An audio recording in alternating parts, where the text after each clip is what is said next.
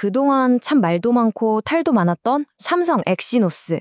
과연 이번에는 명예회복에 성공할 수 있을까요? 오늘 이야기할 엑시노스 2600이 그냥 새로운 칩이 아니라 아예 시장의 판도를 뒤집을 수도 있다는 얘기가 나오고 있거든요. 그 가능성을 한번 제대로 파헤쳐 보겠습니다. 자, 그래서 오늘은요, 먼저 엑시노스의 그 아픈 과거부터 짚어보고 삼성이 꺼내든 기술적인 승부수는 뭔지, 그리고 라이벌과의 첫 대결 결과는 어땠는지, 또 고질적인 발현 문제는 어떻게 해결하려고 하는지, 그리고 마지막으로 이 칩 하나가 시장 전체에 어떤 엄청난 영향을 미칠 수 있는지까지 차근차근 따라가 보겠습니다. 네, 엑시노스 2600에 대한 기대를 제대로 이해하려면요. 일단 엑시노스가 그동안 왜 실망의 아이콘이라는 오명을 얻게 됐는지 그 배경부터 좀 알아볼 필요가 있습니다. 이게 그냥 벤치마크 점수 조금 낮고 이런 수준의 문제가 아니었어요. 실제 사용자들이 게임하다가 성능이 뚝 떨어지거나 손에 들고 있기 뜨거울 정도로 기기가 뜨거워지는 그런 불만들이 막 쏟아져 나왔거든요. 그래서 결국엔 엑시노스는 그냥 피하는 게 상책이다 이런 인식까지 퍼졌던 거죠. 그러니까 이번 칩의 가장 큰 숙제는 다른 무엇보다도 바로 이 무너진 신뢰를 다시 쌓아 올리는 거라고 할 수 있습니다.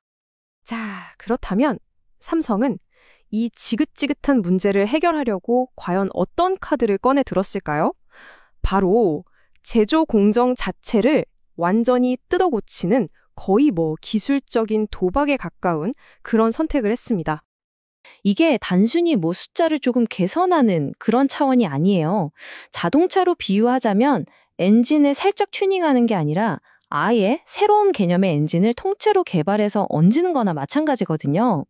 이 2나노 GAA 공정이라는 게 바로 엑시노스의 운명을 바꿀 핵심 열쇠인 셈입니다. GAA 기술의 핵심이 뭐냐면요. 반도체 안에서 전류가 흐르잖아요. 그 흐름을 훨씬 더 정밀하게, 아주 타이트하게 제어할 수 있다는 겁니다. 그러니까 불필요하게 새어나가는 전류를 꽉 막아주니까 당연히 칩은 더 강력한 성능을 내면서도 전력은 훨씬 덜 쓰게 되는 아주 효율적인 구조가 되는 거죠. 근데 기술이 아무리 좋아도 이걸 대량으로 또 안정적으로 만들어내지 못하면 사실 아무 소용이 없잖아요. 바로 이 수율이 관건입니다. 지금 한 30% 정도로 알려진 이 수율을 연말까지 70%로 끌어올려야 한다는 건데 이 목표 달성 여부가 엑시노스 2600이 그냥 실험실의 기수로 남느냐 아니면 시장에서 성공적으로 팔리는 제품이 되느냐를 결정짓는 정말 가장 중요한 관문이라고 할 수 있겠습니다. 자, 그럼 이 야심찬 신기술로 무장한 엑시노스 1600 첫 시험대에서는 과연 어떤 성능을 보여줬을까요? 최근에 유출된 벤치마크 결과를 보면요. 진짜 깜짝 놀랄 만한 사실을 발견할 수가 있습니다. 엑시노스 2600이 최대 경쟁자인 스냅드래곤 8 플러스 5세대와 거의 대등한, 거의 차이가 없는 성능을 보여준 거예요. 와, 과거에 그 엄청났던 성능 격차를 생각하면 이건 정말 상상하기 힘든 결과죠. 보시면 두 칩의 성능 차이가 고작 2.5%에 불과했습니다. 수년간 10%가 넘는 격차를 보이면서 정말 따라가기 바빴던 게 엑시노스였잖아요. 그걸 생각하면 이 2.5%라는 숫자는 이제 거의 우리도 같은 레벨이다 라고 선언하는 것과 마찬가지입니다. 그렇다면 정말 이제 드디어 엑시노스가 스냅드래곤과 어깨를 나란히 하게 된 걸까요? 하지만 이 벤치마크 결과에는 우리가 꼭 짚고 넘어가야 할 아주 결정적인 함정이 하나 숨어 있었습니다. 네, 바로 이겁니다. 테스트에 사용된 스냅드래곤 칩이요. 원래 성능을 다 낸 게 아니라 일부러 속도를 뚝 떨어뜨린, 그러니까 일종의 성능 제한 상태로 테스트를 진행했다는 겁니다. 이걸 다시 말하면 엑시노스가 상대한 건 전력을 다해서 싸우는 챔피언이 아니라 설렁설렁 힘 빼고 연습 상대를 해준 스팔링 파트너였다 이겁니다. 물론 삼성이 엄청난 발전을 이룬 건 명백한 사실이에요. 하지만 진짜 100% 성능을 내는 스냅드래곤과 붙었을 때의 진중한 격차는 아직은 아무도 모른다. 이게 팩트입니다. 하지만 아무리 빠른 엔진도 과열되면 멈춰버리잖아요. 칩도 똑같습니다. 발열을 잡지 못하면 그 성능은 그냥 그림의 떡이죠. 이게 바로 엑시노스의 오랜 악몽이었고요. 삼성이 이 문제를 해결하기 위해 어떤 비책을 꺼내들었는지 한번 살펴보겠습니다. 네, 삼성은 이 지긋지긋한 발열 문제를 잡기 위해서요. HPVA와 FOWLP라는 두 가지 핵심 기술을 동시에 투입하는 전략을 들고 나왔습니다.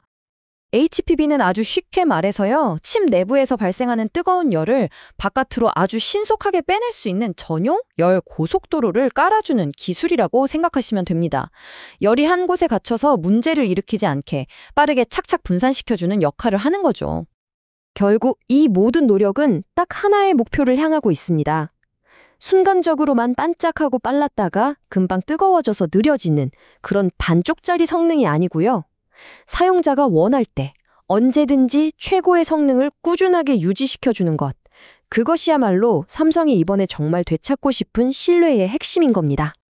자, 그런데 이 칩 하나가 도대체 왜 이렇게까지 중요할까요? 엑시노스 2600의 성공이 단순히 삼성의 자존심 회복 문제? 그 이상이라는 겁니다. 어쩌면 반도체 산업 전체 판도를 뒤흔들 수도 있기 때문이죠. 지금 우리가 쓰는 대부분의 고성능 스마트폰 칩들 있죠.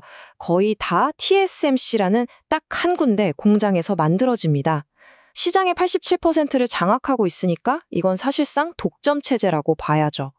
이게 뭘 의미하냐면 TSMC가 가격을 정하면 애플이든 퀄컴이든 거대 기업들도 그냥 따를 수밖에 없다는 뜻입니다. 그런데 여기에 경쟁력 있는 엑시노스가 딱 등장한다? 그럼 얘기가 완전히 달라집니다. 삼성은 당연히 자기네 칩 쓰면서 비용을 아낄 수 있고요. 퀄컴 입장에서는 TSMC한테 니네가 계속 비싸게 굴면 우리 삼성한테 간다? 이런 아주 강력한 협상 카드가 생기는 거죠. 결국 이런 경쟁은 소비자에게도 더 좋은 제품, 더 착한 가격으로 돌아올 가능성이 커지는 거고요. 지금 TSMC가 계속해서 가격을 올리고 있거든요. 이런 상황은 퀄컴에게는 정말 엄청난 압박일 수밖에 없습니다. 바로 이 지점에서 삼성에게는 절호의 기회가 열리는 거예요. 엑시노스가 성능만 제대로 입증해준다면 비싼 TSMC를 대신해서 삼성을 선택할 아주 강력한 이유가 생기는 거니까요. 결론적으로 엑시노스 2600은 그냥 칩 하나가 아닙니다. 이건 삼성이 자사의 기술력을 증명하고 땅에 떨어졌던 신뢰를 회복하고 거대한 독점 체제에 도전하는 말 그대로 시험대인 셈이죠. 이 작은 칩 하나의 성공 여부가 앞으로 모바일 산업의 지형도를 완전히 새로 그릴 수도 있는 아주 중요한 변곡점이 될 겁니다.